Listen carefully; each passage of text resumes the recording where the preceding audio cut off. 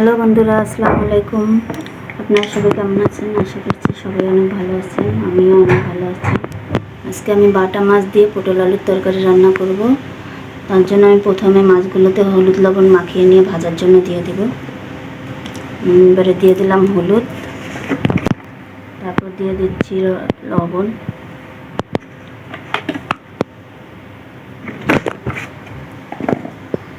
এবার আমি ভালো মতো মেখে নেব।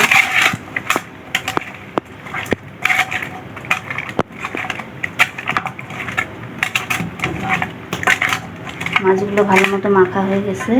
এবার কড়াইয়ে আমার তেল গরম হয়ে গেছে, আমি মাছগুলো ভাজার জন্য দিয়ে দিব।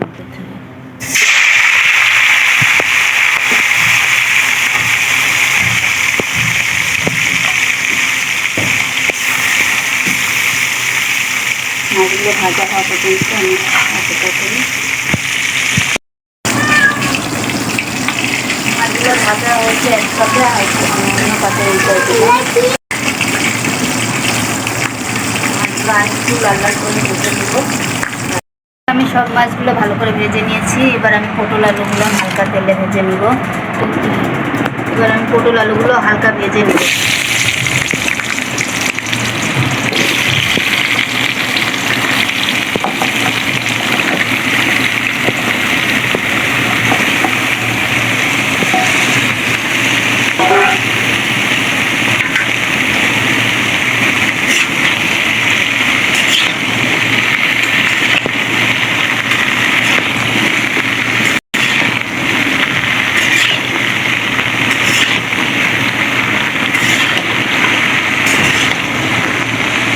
মতো ভেজে নেব। এবার আমি পটল আলুগুলো একটু নেড়ে উঠিয়ে নেব।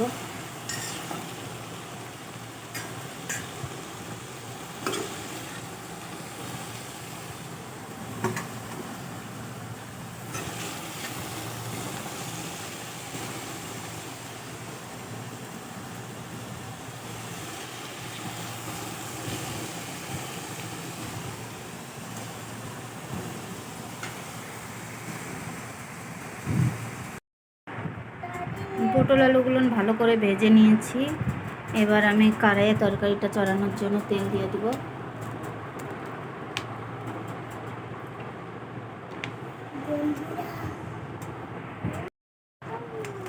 এবার মরিচ পেঁয়াজগুলো ভালো করে ভেজে নেব।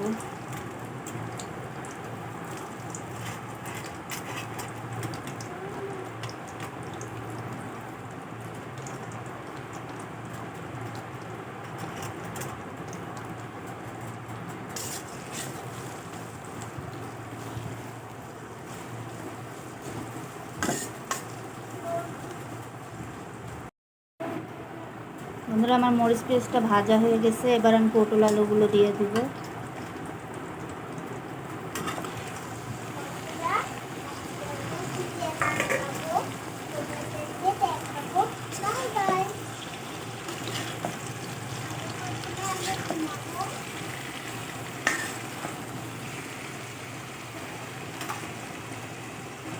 এবারে আমি দিয়ে দিচ্ছি হলুদের গুঁড়া,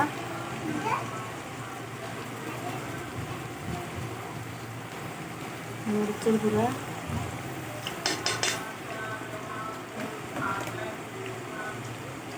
লবণ। আজকে আমি মশলা ছাড়া তরকারি রান্না করতেছি, অল্প মশলা, শুধু জিরের গুঁড়ো দিয়ে আজকে তরকারিটা রান্না করব।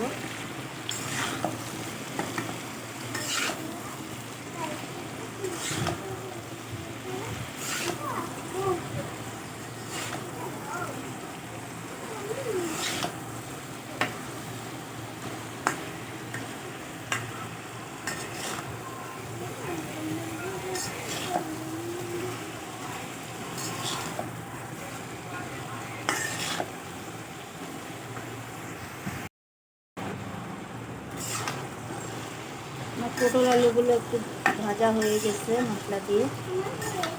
এবার আমি পানি দিয়ে দেবো।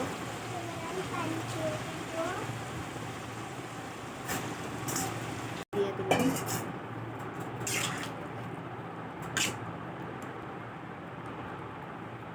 আর একটু পানি দেব। এবারে আমি ভেজে রাখা মাছগুলো দিয়ে দিচ্ছি।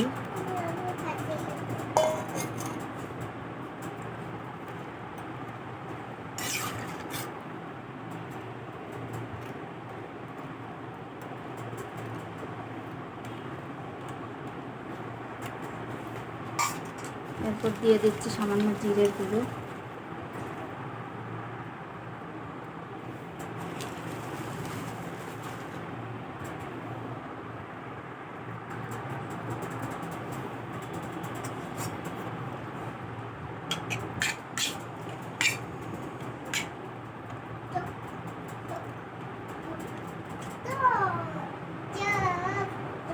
তরকারিটা হওয়ার জন্য আমি 20 মিনিটের জন্য ঢেকে দেব।